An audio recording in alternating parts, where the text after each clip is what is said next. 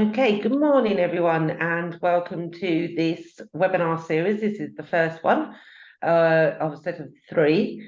I'm Fiona Goodwin. I'm the Deputy CEO of EAUC, and we're really pleased to be presenting this series alongside partnership with Ord and BuffDoc as well. So we will have plenty of opportunities for questions throughout the session today. So please do raise your hand, use the chat function, and if you can put your cameras on so we can all see you, that'd be great. If you can keep yourself muted, if you're not speaking, that'd be great. Just keep down the background noise. We will be showing the recording and the slides after the session. So we will send them out to you shortly afterwards. And without further ado, I'm going to present our speaker today, who is Professor Rob Wilby. He's a Professor of Hydroclimatic Modelling at Loughborough University, and he's also the convener of the EAUC Risk Community of Practice. So, further ado, I will pass over to you, Rob. Thank you, Fiona. Good morning, everyone. Welcome to this seminar series. We're going to be running over 3 weeks, and today is part one, where we're going to be looking at how we get underway with helping our institutions move towards resilient net zero, and I'll be explaining that term in a little more detail later. The tone of the series is going to be very much on the practical, and just to reinforce what Fiona said, I'd really encourage you to raise your hand, challenge, question, seek clarification at any point as we go along. But the emphasis is on exchanging practical tips on how we get underway and how we undertake this important task of developing a climate impact and adaptation plan for an institution. I'm also very conscious that there's a range of experiences in the room. Some of you may be just beginning to think about these issues. Some of you may be very well advanced in terms of applying the types of tool that I'm going to refer to. But hopefully there's going to be something in here for everyone, and a possibility to share those diverse experiences and backgrounds. I'm guessing that many of you have not met me either in 2D or 3D before, so I thought it might be useful to just start by saying that I've spent about 35 years working on climate impacts and adaptation related issues around the world as an academic, as someone working in the water industry, time spent at the Environment Agency, and as a consultant. And what those experiences have taught me is that we often have to be very pragmatic in our approach. There's seldom enough time, data, or resources to do a Rolls-Royce job. So we have to have a really big dose of pragmatism when we're addressing these nuanced and complex issues around climate change. The other thing to say is that what makes me tick is that I really love to see best available science being put into practice. And although there's probably not going to be that much science in the talk today, hopefully you'll see where the climate science is informing and feeding into various steps of the work. I also mentioned that I recognize from outset that there's a lot of experience within this virtual room. And indeed, if we just do an online search for previous studies looking at climate resilience, climate impact assessment, climate adaptation planning across the sector, we can already see that many institutions are already quite advanced in their thinking.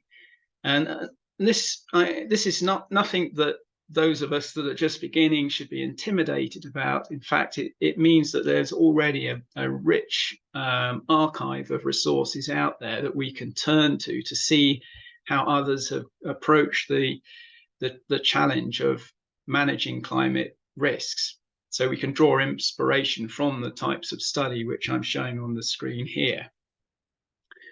Also, some of you may be aware that in March this year, the UK Universities Climate Network produced this working paper whereby multiple authors from multiple institutions came together to try and pool our thinking and our experiences about how we go about assessing climate risk and improving the resilience of UK higher education institutions. We acknowledge also that there's other guidance out there that's been developed by other organizations, but what's perhaps nice about this document and the supporting materials is it signposts case studies to show what this actually looks like in practice. And much of what follows today and in coming weeks will be loosely informed by some of the overarching thinking within this working paper. And right at the heart of the document is this 6-step climate risk management framework.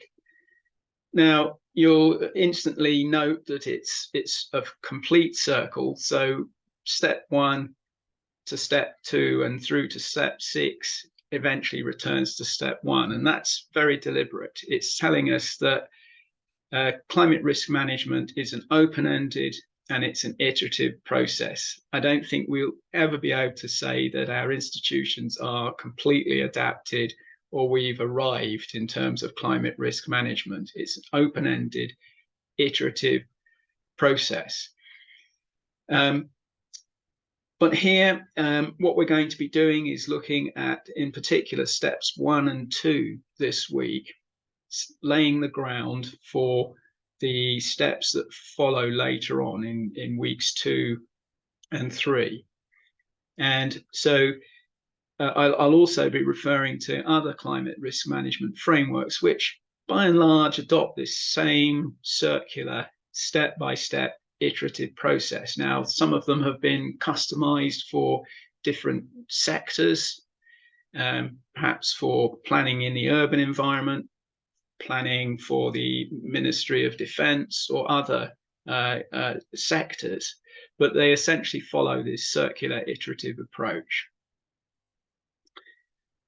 So the aims of the webinar series, I think Fiona's already sketched out. We'll be working through these 6 stages as outlined in the previous framework. And the whole point here is to move us towards this position of being able to evaluate the key climate risks and to start thinking about the practical steps that we can take to manage climate risks to our institutions whilst also managing greenhouse gas emissions. So I see those 2 activities very much in partnership rather than in separate silos, and that's a message that I hope will come out loud and clear on a number of occasions. So today we're going to look at the concept of resilient net zero and some of the other big terms that we'll be referring to later on in the series. Then we'll be thinking about how do you go about setting adaptation objectives, and what are the types of information that we should be collecting right at the early stages of a climate risk management plan to lay those really firm foundations for what comes next. So part 1 then, let's think about the key concepts. And here I'm making no assumptions about anyone's knowledge in the room in terms of your understanding of some of the big terms that are used in and around climate change. So what I've done now is by way of a little icebreaker as well, is to put together a little quiz. So I'm gonna throw up 5 questions, multiple choice questions, and I'll give you a few moments after each to decide what you think might be the correct answer. And I'm using this essentially as a as a vehicle to sort of tease out some of the basic concepts and terminologies. If anyone wants to push back on the answers or dispute something that I've said, please put that in the chat or raise your hand. So here you go. Right then, so question 1. Which of the following pairs of climate-related hazards are most likely to be faced by UK higher education institutions? Is it heat waves and floods, sea level rise and storm surges, wildfires and droughts, tsunami and earthquakes? Any thoughts? Actually, I could put Fiona on the spot. What would you answer? That's not fair. I would probably go heat waves and floods. Correct. Well done. 1 out of 1 so far. Yeah, so I think probably everyone in the webinar works for an organization that almost certainly has been impacted in some way by the heat wave of last year and during this year. So heat waves are having already profound impacts on business continuity and operations, productivity and performance on our campuses. Floods also extremely common. Sea level rise and storm surges, obviously that's highly contextual. If you're a university like Loughborough, miles from the coast, that's something we thankfully don't have to be concerned about. Wildfires and droughts, I think, is something that has to be, we have to pay much more attention to. Probably our knowledge and basic data on wildfire is lacking. And droughts, of course, can have indirect impacts on our institutions through subsidence, impacting sporting events and so forth. And then the trick pair at the end, tsunami and earthquakes, of course, aren't climate-related hazards. Number 2, which of the following groups of people are vulnerable to climate change? Undergraduate and postgraduate students, estates and professional services colleagues, research and teaching staff, all of the above. I can see Charlotte on the line. I'm going to pick on you this time. What would you say? Thanks, Rob. I'm going to go with all of the above. Okay, anyone dispute that? All right. Well done, Charlotte. Yes, I think our entire institutional community is potentially vulnerable to climate change. But of course, within any one of these groups, we're going to find some people who are more or less vulnerable than others, perhaps depending on their age, their medical preconditions, their profession in terms of the amount of exposure they may have to certain types of climate-related risks. But we have to take a whole institutional approach when we're thinking about who's vulnerable. Everyone is vulnerable to a certain extent, even if it means disrupted travel plans because access roads to the university have been flooded. That perhaps for me is my greatest climate vulnerability, working at Loughborough University, and maybe some impacts on my productivity as the office gets very hot in the summer. Okay, number 3, which of the following is the most important step in a climate risk assessment? Stakeholder consultation, baseline data gathering, climate scenario analysis, or attaining resources?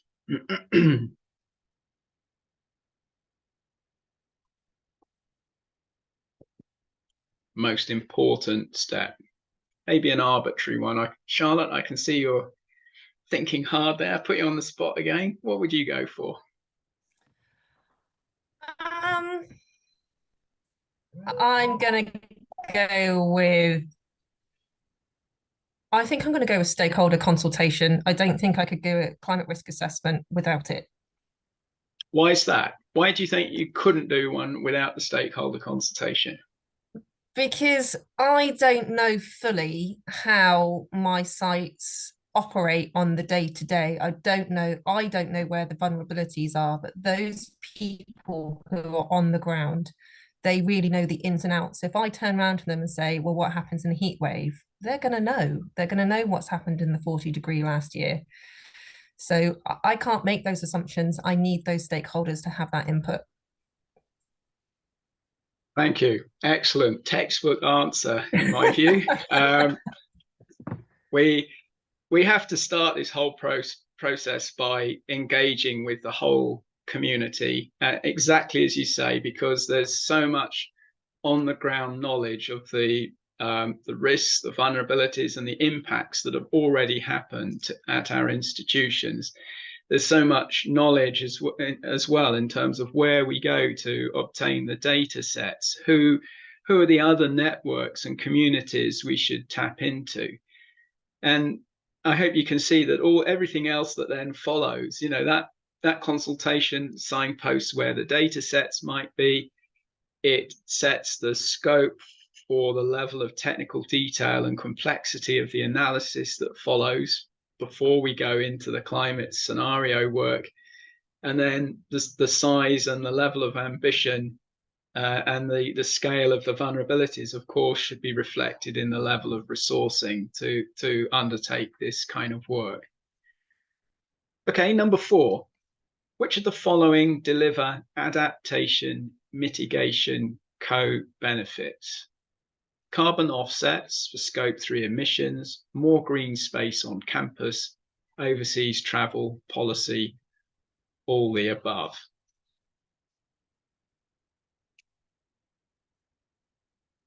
I'm wondering if I can pick on, is it Nia at Liverpool? What would you say? I'm annoyed you did that one because I was confident with all my other answers, and then that one is the one I find. I'm just trying to process that one. So adaptation and mitigation. That's it. That's it. So where we get the dual benefit from the action. So we're helping to reduce emissions or capture emissions. It's maximizing carbon sinks. I mean, I think B and C would definitely straight away say yes. I'm just looking at A, really, carbon offsets for Scope 3 emissions. I mean, indirectly, yes. So I'm going to go for D. So you're going to go for D. Anyone else got a view on this? All right. Okay, so this is a really tricky one to get your brain around, our brains around, because so often at an institutional level, we're used to thinking about how we can manage the carbon emissions, the carbon sinks, the Scope 3 from travel and other services brought onto our sites. And we might be thinking of the resilience side, the risk management, the adaptation in another box. So I think here there's a great opportunity actually in B, where the creation of more green space is one way in which we can enhance the carbon sinks. We can potentially reduce the runoff from floods. We can have a locally beneficial cooling effect, and we might even add to biodiversity. So I hope that example, Nia, shows how we can bring these two worlds together. I guess that's what you were trying to, you were looking for, wasn't it? I mean, yeah, B was a no-brainer. I was just sort of looking at C and A to see if there was anything there that I couldn't grab hold of. I suppose I am an energy manager, so I'm always thinking about mitigation and reducing carbon emissions. So, yeah. Thank you. Yeah. So you got that. So homed in straight away on B, which is great. Okay. Final question then. Resilient net zero means managing carbon emissions before managing climate hazards, managing climate hazards before managing carbon emissions, managing carbon emissions whilst managing climate hazards, managing carbon emissions to increase resilience to energy costs. What do you think? I'm just going to put my lights back on while you think about it.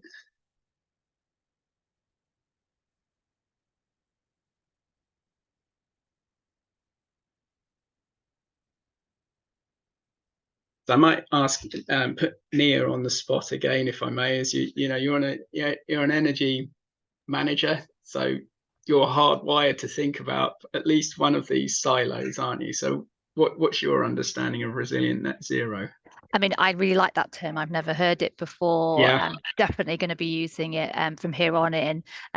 So just incidentally, I've actually got a really nice healthy budget this year to do a climate risk assessment. And so I'm planning it very hard. And I would actually like to ask you at the end about who I might get to come in and support me to do that. But managing carbon emission whilst mitigating climate hazards seems to be the obvious one, or to me, that seems to be the balanced one: resilience, climate adaptation, risk management, net zero, all about managing your carbon emissions. Obviously, managing energy costs is a nice to have as well, but our focus should, is generally more on carbon. Yeah, spot on. Thanks, Nia.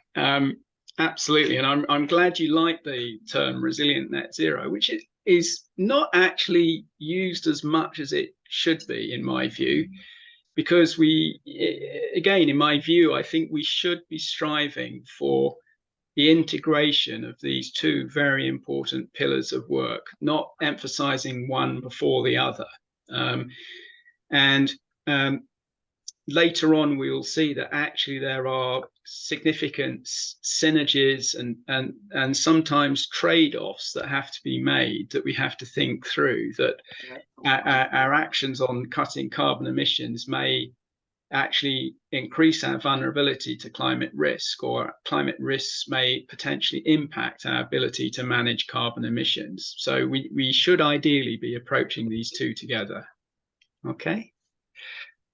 All right, very good. So I hope that sort of sets the scene with some of the key terms and ideas. Now let's start thinking about step one. How do we go about setting adaptation objectives? And I've used this slide a lot over the years because I think that the scientific community is often quite guilty of putting the science in front, the climate science in front of the horse, and losing sight of the fact that we really need to understand what we're trying to achieve, what we're aiming for first, and that the climate science and all the tools and techniques that we'll cover in weeks 2 and 3 are really there to support the delivery of those adaptation objectives, not the other way round. So it might seem an obvious thing to those of you who are managing estates, that having very clear ideas about what you're trying to achieve, what the objectives are, and what the indicators of delivery and performance are. But this is something that is quite radical amongst us working within the climate science community, who think the science should be in front. So I just put that up to begin with. So I mentioned earlier that we're going to be looking at steps 1 and 2. I mentioned also that there are plenty of other climate risk management frameworks out there. Perhaps one of the earliest was the UK Climate Impacts Programme framework, which you can see right at the top. One of my personal favorites, outside of the one within the working paper, of course, is the one presented by Climate Adapt, which you can see at the bottom. And by the way, when you receive the slide, and you can click on all of these links, they'll take you directly to the website or resource. What I like about the one on the bottom left, the Climate Adapt framework, is that this is an online tool which then deconstructs each of the steps and provides useful practical guidance along the way, and also signposts lots of additional resources. And because it's focused on the urban environment, there's a lot of features within it that are actually quite applicable to HEIs. but we've tried to take the best elements from all these other frameworks and capture them in the 6-step framework, which was presented in the EAUC working paper. So to begin with setting the objectives, we have to recognize that our climate risk assessment and our climate risk management plans are not taking place in a vacuum.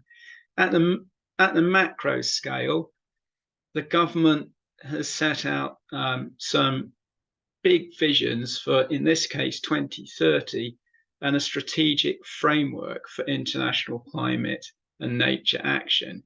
And you can see on the right-hand side, there's some, really big ticket, high-level items: keeping global warming to 1.5 degrees, building resilience to current and future climate impacts, and halting and reversing biodiversity loss. They might seem so high level and remote from our everyday experience at an institutional level. You might be thinking, why is Rob showing us this? I think highlighted in the red is some really nice language that once again emphasizes the need for this integrated approach to climate change mitigation, adaptation, and resilience. So not seeing the adaptation in isolation of our institutional efforts to deliver sustainability goals, or to drive down emissions, or to restore nature in and around our sites. So how can we bring all of these together in an integrated plan?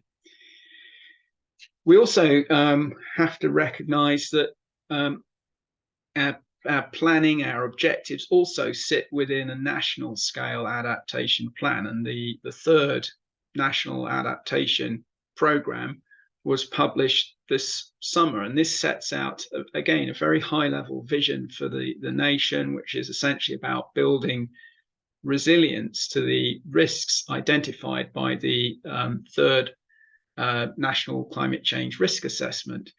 And then there are a whole raft of other policy initiatives and strategies, for example, around infrastructure, which show how this all hangs together. Again, it's very much taking an integrated approach and helps us to see our institutions sitting within a broader national policy framework, but also a local and regional context in terms of the activities that might be going on. So here's some nice examples from Yorkshire and Humber and from Leeds, where there are climate action plans. There's the Leeds Climate Commission, which takes these whole region approaches, these whole city approaches. So an important question to ask ourselves when starting this process is, what's going on around us? What's going on around the institution I work for? What's happening in the city, the region as a whole? Are there ways in which we can leverage data sets and information from these broader levels of activity? Can we draw in experiences and other information to support our efforts? And here, for example, I'm showing right locally for Loughborough, within Loughborough University, within the area of Charnwood Borough Council, we can see 6 of the strategic priorities set out by Charnwood in their climate change strategy to 2030. And I think at least 4 out of these 6 strategic priorities would relate to the work of the university. So we should be looking to have a common approach and a shared approach to managing flood risks. We should be helping to build resilience of the business to future climate risks. We should be looking out for nature conservation and habitats with further development in and around campus. And we should be supporting local supply chains to reduce air miles and the resilience of supply chains where we can. So there's a lot that chimes there with what we might want to do on campus. And I put this up as an example of a really nice sort of summary of a vision statement produced by the University of Strathclyde. And what I like about it is we have these 4 pillars. So pillar 1 is about delivering a net zero estate, working with the local community, building climate resilience, and thinking about resource use. But it's more than focusing on the immediate climate impacts on the footprint of the university. It's about taking this broader remit of social responsibility, sustainability, and curriculum development.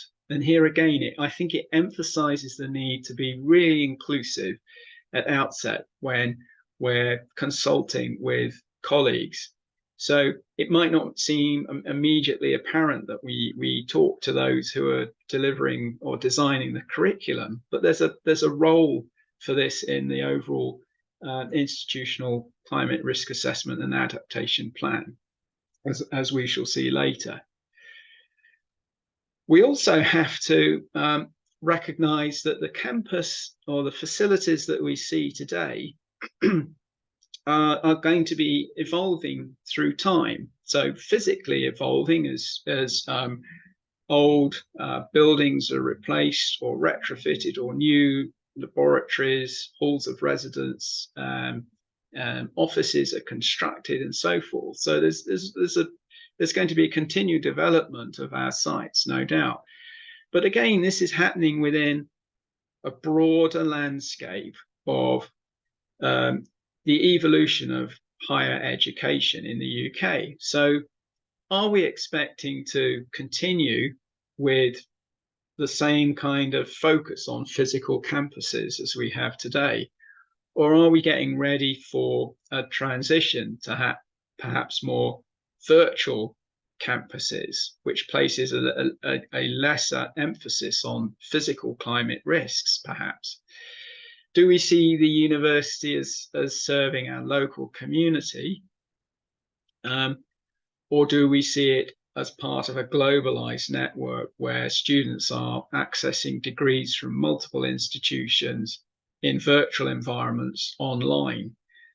So these are different lenses that we can apply when we're thinking about our adaptation and climate risk planning.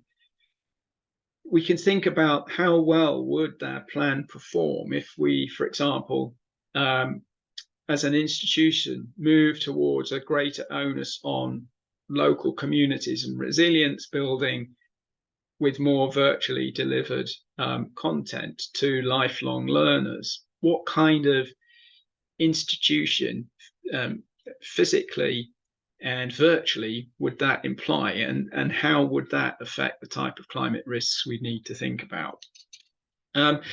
So this is a sort of standard way of visioning the effect of these so-called mega trends in demography, in technology, in economic change through time, where we just think about the axes that might apply to our institution. So maybe you could think of other axes that are more relevant than thinking along a globalized community axis. But I think we should all be thinking hard about this physical through to virtual campus axis and where our institutions might be on that axis in coming decades. And these are just is a vehicle for helping us with our planning and our thinking around our objectives. I suspect that the actual outcome will be a hybrid of all 4 of these. We might find elements of all 4 of these futures rather than landing in a single quadrant. But again, it helps to think about the possibilities. So here's a chance then to just pause and take any questions that might come to mind based on what I've just shown you so far for step 1. And as you think about that, here I've provided the kind of checklist that I find helpful. Like, what are the strategic goals of my HEI? Where are the entry points for climate change in these strategic documents? What community activities are already underway? What policies and strategies already exist, perhaps for sustainability or carbon management, which could be extended or better integrated? What's the accepted level of risk at the institution? How risk averse are our institutions to different types of climate hazard?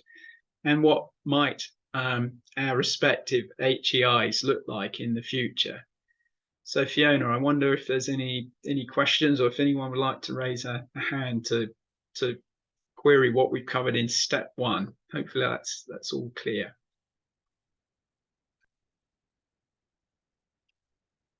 Nothing in the chat so far, so do raise your hand or just come in and unmute yourself or put something in the chat if you want to. Natalie says all clear, thanks. All clear. Okay, let's move on to step 2 then.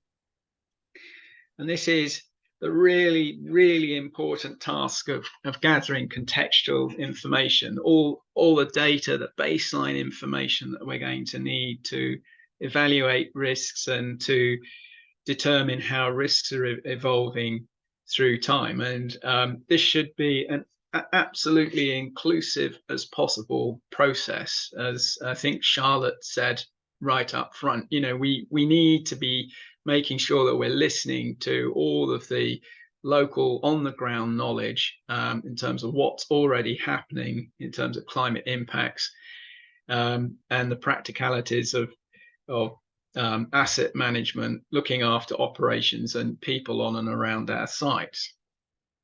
So I try to step back and think, okay, who would I want round the table in terms of the stakeholders at that kind of consultation?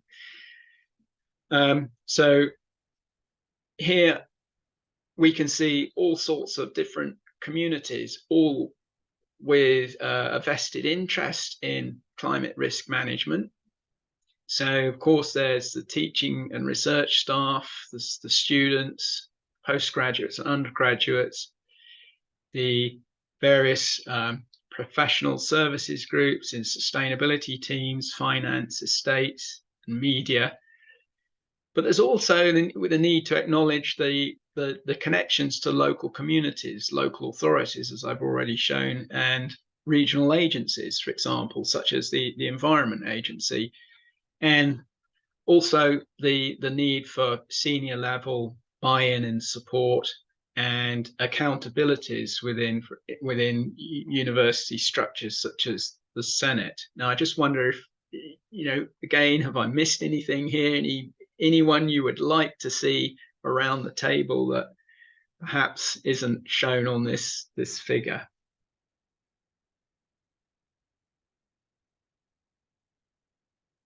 No. Okay. So I think that but it just shows the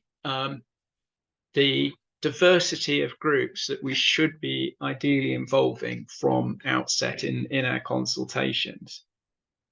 And then once they're in the room, we can start asking some of these sort of guiding questions, like what previous risk analyses have been undertaken. And here you may benefit by speaking with teaching and researching staff who may have data sets, may have done local climate risk analysis, looked at trends in climate hazards and so forth, that we can draw upon. There may be nice examples where some actions have already been taken in and around our facilities to reduce climate impacts, weatherproofing, shade management, improved drainage and so forth. So pulling those together is really useful. Understanding what technical and financial resources are going to be required and available, having some information about the number of people, the different types of roles, the projected numbers of students and so forth, having information, I think, on actual pound sign weather impacts and losses and damages is a really, really useful asset to have, because once we can turn to a senior manager or the financial controllers and say, this is the cost to our institution in terms of flood damage, outage due to heat waves, or reduced productivity, then it's possible to build a stronger case for action, perhaps. And then we start to move into this realm of drawing upon the more technical elements of the analysis, which might be turning to the UK climate projections issued by the Met Office, which provide high resolution information about future changes in regional climate, temperature and rainfall and things like that, which can help us to understand the direction of travel and the evolving nature of some of the key hazards as we go forward. Now, this is where we do perhaps need to draw in some technical support. Some of these portals are not as friendly as they might be in terms of accessing the information and processing the information into forms that are useful for decision making.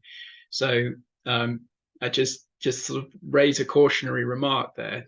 Some of these resources are not for the faint-hearted, but it underlines the need for this multidisciplinary team with the local knowledge and the technical skills coming together to address these questions. So what would we want to have on our shopping list in terms of the types of data set to get underway? I think a great start is having a high resolution elevation map. Where's the high ground? Where's the low ground? If nothing else, that tells us where surface water might move in the event of say a local flash flood, areas that may be vulnerable to other forms of flooding. Then having a detailed inventory of the land use and the buildings, their age, where's the critical infrastructure that we need to take care of, power substations, pinch points in the travel network, and so forth. What are these structures made of? How have they performed in the past? Can we obtain local weather and meteorological data, even ecological records in and around campus? And it may be that our teaching and research colleagues and students have been gathering this information as part of their research or their projects, and we could tap into that. Do we have information about local historic impacts? And here, even turning to newspaper articles can help us understand how those impacts have occurred, how often they've occurred in the past. Are they becoming more frequent, more disruptive through time? And then we should be drawing in some information about the future climate projections. And depending on the level of sophistication of your analysis, we can go into lots of numbers here, or we can take a high level view about it's going to get warmer by roughly this amount. It may get wetter in the winter or drier in the summer. How does that affect our thinking? And also information clearly in terms, going back to what I was suggesting about the visioning, what will our future campus or site look like in terms of the number of students, the type of research facilities we're going to need, the type of teaching spaces, and what that all implies in terms of the supporting estates infrastructure. That's why, you know, coming back to that future sense and vision or assumptions about the future is really quite important. Okay, another good point at which to pause, and then time to wrap up or take any overarching questions. So any questions or comments on that? Does it all seem really obvious to you, or do you listen to that shopping list and you wonder, "Whoa, that looks like a lot of work. How do I even begin?" What's your reaction? Nia? Can I jump in there? Please go ahead, Nia. Yeah, it does look, it's exactly what I need for our organisation. You know, I do need, unfortunately, to have it a little bit spoon-fed to me as to how that process is followed.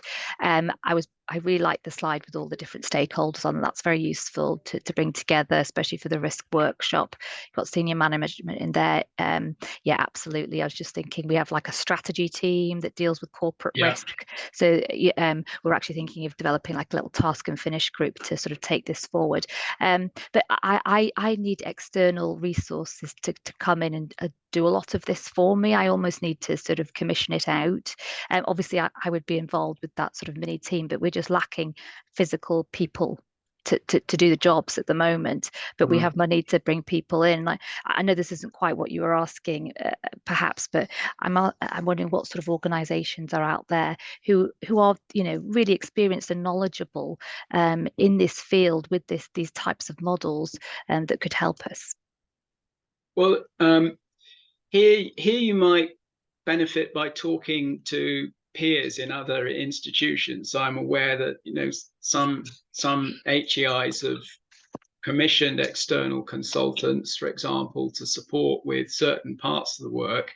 So, you know, using that sector-wide intelligence sharing about, you know, how well it went, how, you know, how happy they were with the service that was given, the types of tasks that were performed. So there are people within the community of practice who I know for sure that have drawn in that third party expertise to support with particular parts of the work. The other thing that we can do is actually to turn to our colleagues in the teaching and research staff, and there may be folk, you know, within the organization who have the skill sets or the networks to draw on to help. And sometimes it's a case that they have the skills and the knowledge, but not the time because of other responsibilities. And so negotiating workloads to release staff to support a particular piece of work, or using your resource to invest in a student secondment or a placement or an internship to undertake a piece of work. So there are a number of ways in which institutions have gone about that kind of task. Does that make sense? Yeah, it does. And I like the idea of an internship, but it's just I want somebody.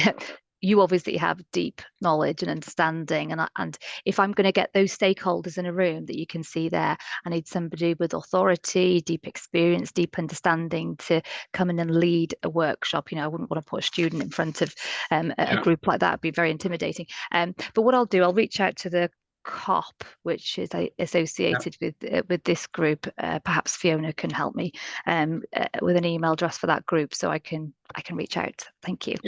Yeah, I think it, you know, just learning from from each other in terms of, you know, what works well, and how others have approached these initial steps, and some top tips is invaluable.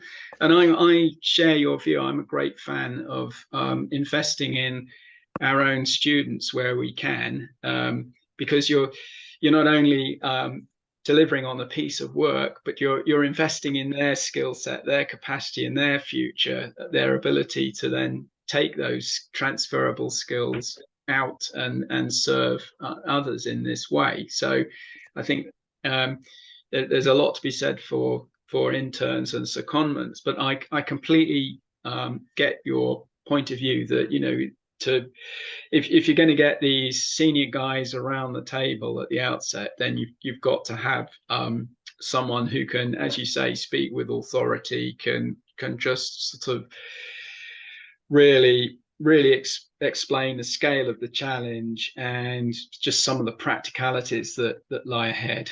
Okay, yeah. Thank you. Thank you. Claire, I think you've got your hand up. Hello. Welcome. Thank you. I eventually got sorted with my technology. I was just going to ask, I think the last climate scenarios I looked at were 2018. Are they still the scenarios that we should use? Yeah, they're still the ones that are valid. And I think there's, as someone who's messed around a lot with climate scenarios over the years, it's a topic very dear to my heart. Now, you can look at it from a research point of view, and you can get quite absorbed by the ways in which these scenarios are generated and the uncertainty and the complexity of all of the underpinning science, the realism of the climate models, etc., etc. But I think that for our purposes, what we're after is just some really quite high-level messages. So taking these regional climate projections with a little bit of healthy skepticism, because you know, the technical issues around producing a projection of climate change at our campus level for the second half of the 21st century is hard to get your mind around. So what is the direction of travel? I think it's reasonable to say that temperatures are going to rise, that maximum temperatures could increase by X degrees Celsius over this period. What does that mean if temperatures go up by 2 degrees? Or you can turn it around and say, let's think about what we would do for a 2-degree world or a 4-degree world, and develop your strategies around that. So you're not saying when 2 degrees will happen, when 4 degrees will happen, and all the associated impacts on sea level and rainfall. You're just using these higher level, what we call storylines, to imagine plausible futures that we could start to plan for. And next week I'll be covering some of this in a little bit more detail about how do we use complex climate model information in smart ways without getting really bogged down in the technicalities and the detail. So that's thanks for your question. That's something that hopefully I will draw out in more detail next week. Does that help? Okay. Joanne, welcome. Hi, can you hear me with this headset on? Yeah, it's all good. Yeah, thanks. I thought that was a really nice and clear summary. I'm just interested in how do you measure the loss of productivity? We're from a college network as a result of heat waves. Is there any studies that show what the kind of cost of that? Is there anything you could point me to, or a brief explanation of some of the things you might look at, or how you might measure that loss of productivity within colleges and universities? Yeah, thanks for that. It's a really, really important question. So as I'm sure you might imagine, a lot of the literature around productivity impacts of climate change relate to people working outdoors, for example, agricultural workers or laborers, and the impacts on their health and safety. So some of that literature is obviously going to potentially help us thinking about our colleagues who are working outdoors on the estates and things like that. So, you know, how might the working conditions change for certain groups of particularly vulnerable workers who may be exposed to more heat risks? So that's one group. But then for the indoor workers, there's a lot of literature around impacts for factory workers. I'd have to dig around and find some information on office workers. I'm sure I've seen it. I'd be happy to look into that for you and feedback next time. But a lot a lot of those studies are based on laboratory experiments where people are subjected to different temperatures and different levels of humidity whilst doing some form of physical activity or some other activity, and then measuring almost a cause and effect relationship, trying to establish a robust equation between the changes in the conditions and the physical performance, the health and productivity of the individual. So they tend to be quite simple equations that relate the productivity to the ambient temperature in the space, or the humid heat, which is what really matters. But I think my honest answer is I couldn't name an exact author off the top of my head, but I'd be happy to go and look that up and report back on that important question. Thanks. I think it's kind of useful when you're trying to create a case to kind of a board to kind of invest it if you can show the savings through it's probably easier to explain the cuts in gas and electricity bills, but to actually create a case for pushing this forward, some of those figures might kind of hit hard with the kind of senior management teams to make them kind of invest in the adaptation measures. So that'd be useful. Yeah, thanks for that.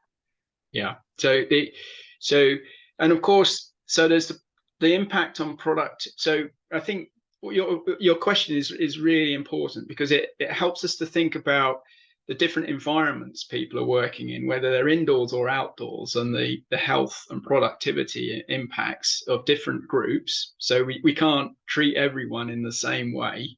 We have to look at the environment in which they spend most of their time. Productivity can be in terms of, are we producing more or less widgets in a given amount of time when the temperatures are high and the humidity is high. But there's also loss of productivity due to disruption. So outage of electricity supplies. If it takes me an extra hour or two to get onto campus because of a flood, then that's 2 hours of work time lost.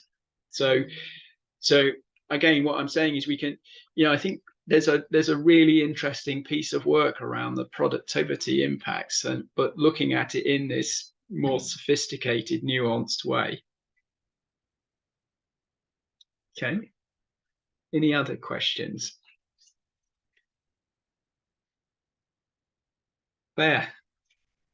Yeah, it was just a comment in relation to Joanne's question, and I think previously you've talked about when estates teams raise or when there are requests made through estates teams, and somehow using that as a way of gathering our own data. So for example, if there's disruption due to a weather event, starting to build our own picture of the impacts on our own campuses.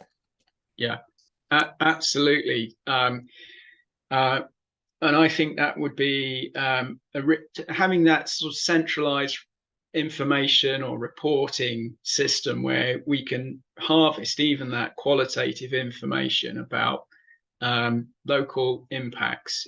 If someone's work was directly or indirectly impacted by a flood, a heat wave, or some other weather-related condition, ideally we would be sort of collating that information centrally and just gradually building a picture of the institution's vulnerability and the actual tangible impacts that are already being experienced. So having that, setting up that centralized capability, and then devising mechanisms or processes by which people would report into it would be a really great thing to have. Okay. Any other questions or comments?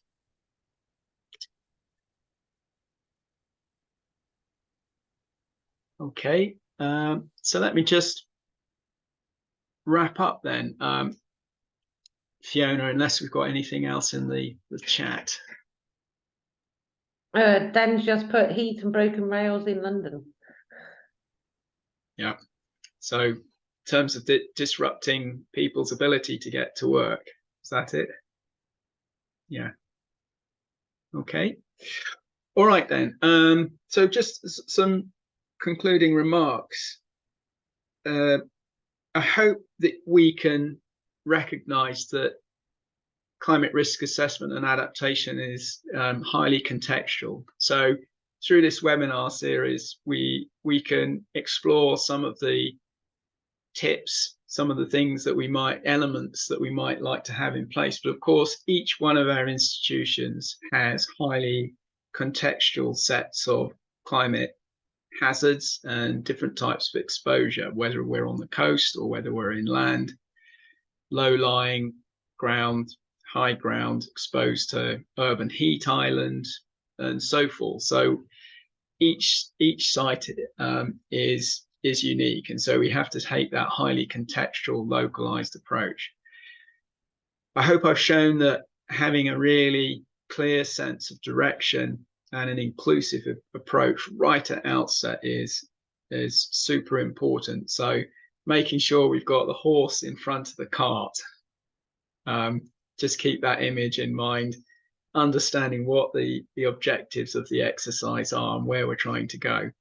And also, I think going back to the Strathclyde example, where it's helpful also to see this endeavour as going beyond the immediate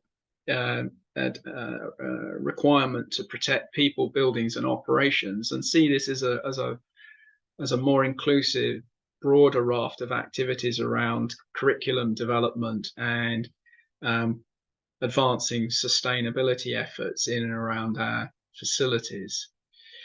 So next week we'll be moving into the task of undertaking the risk assessment itself, and then starting to identify some adaptation options. And I think in the online material there was a hint that there might be some homework. So I've thought of a couple of tasks here, and these shouldn't take more than a few minutes. So I'd encourage you to click on the link, and it will take you to the this little article in the Times Higher Education campus, which captures a lot of what I've said this morning. And then I think it might be helpful, if you don't already know where to find these, just to think about where are the key strategies or policy documents for your HEI, and you know, where might there be entry points in those documents for taking climate action. If you could then write down a 2 or 3 sentence statement of intent, what that might look like, what might be your resilient net zero objective for your HEI, if you could articulate that in 1, 2, or 3 sentences. And then finally, can you sort of look around your organization, identify potential groups of academics or researchers who might be able to support you in some way, if you have the resource, if the workload permits, if students might be seconded. So just sort of encouraging you to look laterally, and to identify colleagues who might be brought around that table in these early stages, to think about both the objectives and the basic information that needs to be gathered. Hopefully that isn't too intimidating a set of tasks. I'll be doing my own homework, and what we'll do is we'll start next week's webinar with a brief discussion of what we learned through this process, and hopefully sharing some of the results. Okay, Fiona, I think that's a good point to close. Maybe a final opportunity to raise any points or questions if anything's unclear about the homework. Just a quick question, Rob. Is that link password needing a login to Times Higher? Don't think so. No, I don't think so. Okay. I was going to say, I know some of their stuff is if anyone's struggling to obtain the article, then as the author, I can send a reprint. So just drop me a line. Brilliant. Thank you very much. And just a reminder, when series 2 is happening on the 19th of September at 10, and series 3 of this series is happening on the 26th of September, again at 10 o'clock in the morning. I'm just about to add the presentation to the event page, and do carry on sending any questions, or wait for the next session to ask Rob any further questions. And thanks to everyone for for engaging. I mean, I know it'd be better if we were all in a room together, but it's really great when you come back with some queries and questions, and we can just share what we've learned with each other. And I think that's how so much progress can be made. So thank you very much for your engagement this morning. We do have a last question from Joanne about government policy. So Joanne, do you want to come in and elaborate on that? Yeah, I was just going to ask, so with certain hazards such as like radon gas, it's kind of a mandatory health and safety responsibility to mitigate against the risk. Yeah. Is there any government, I mean, it's obviously becoming more commonplace now to report your CO2 levels.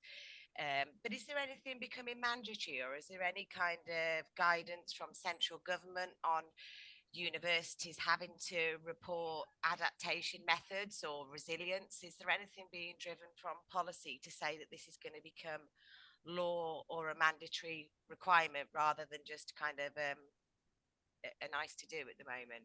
Yeah, okay, that's again a really great question.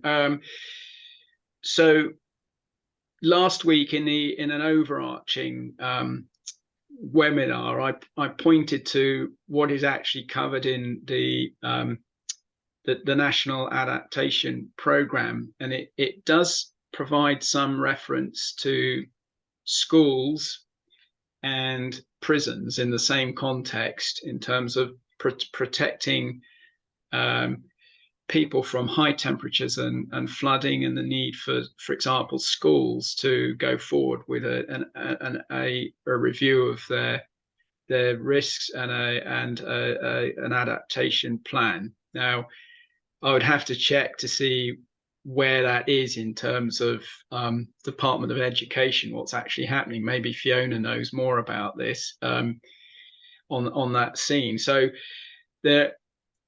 what's striking about the National Adaptation Programme is the near invisibility of higher education, and it's nearly invisible within the climate change risk assessment. So this is a point I've made a number of times, that we as a community should be raising the visibility of the potential risks and opportunities that lie ahead, not least because of the millions of people involved in the education sector, but also its importance to the economy.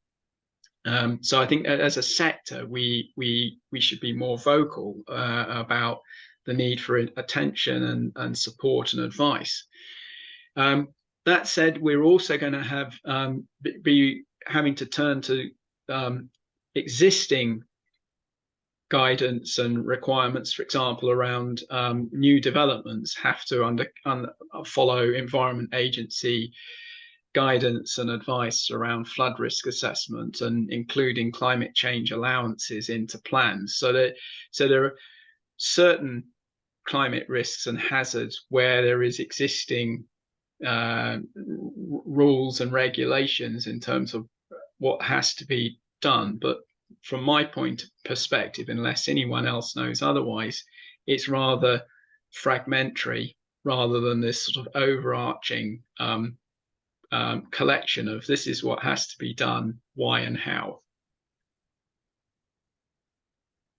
If I can just add to that in terms of sort of the DFE, so they are bringing out a requirement for climate action plans. This will come out hopefully sort of late this year, early next year. but they're not being very specific about what needs to be included. So they're not giving a template, but more just guidance. So it may be in there, but as I said, it is guidance. It's not mandatory as yet. If DFE don't actually have the mandate to make it mandatory, so if it is going to be mandatory, it'll probably come from, hang on, I'm trying to think what the new base is called, DESNI. So it'll probably come from them, as in it will come in for public sector reporting requirements from them.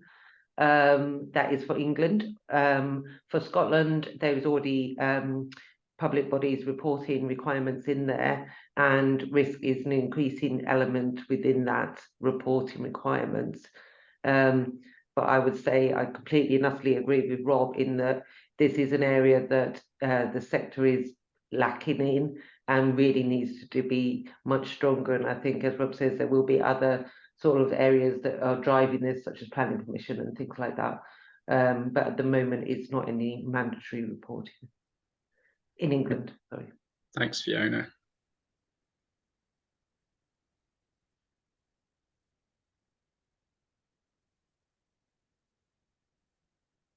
Okay. Okay, so if there's no other questions, then thank you very much, everyone. A big thank you to Rob, and we look forward to seeing you next week at the next series in this programme. Thank you, everyone. Goodbye. Thanks, everyone. Thank you very much. Thanks, everyone. Thank you.